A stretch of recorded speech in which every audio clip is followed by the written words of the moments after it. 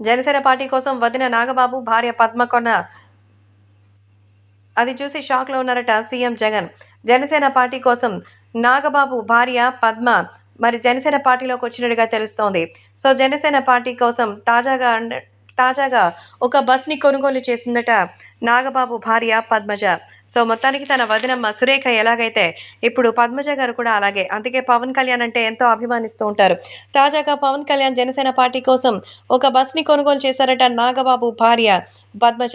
ఈ ప్రచార రథం ద్వారా తెలుగుదేశం పార్టీకి, జనసేనకి ఎలాంటి ఇబ్బందులు లేకుండా త్వరగా ప్రచారంలో మంచిగా జరిగి భారీగా విజయం సాధించాలని, సెలబ్రిటీస్‌ని అందరినీ తోడు తీసుకెళ్లాలని వారాహిలో పవన్ కళ్యాణ్ దూసుకుపోతుండగా ఈ బస్సు యాత్ర కూడా మంచి దిగ్విజయం సాధించాలని సుమారు 50-60 లక్షలు ఖర్చు పెట్టి ప్రత్యేక మరి బస్సుని సిద్ధం చేశారట పద్మజ. నాగబాబు కూడా జనసేన పార్టీకి సంబంధించి కీలకమైన అభ్యర్థి సంగతి తెలిసిందే.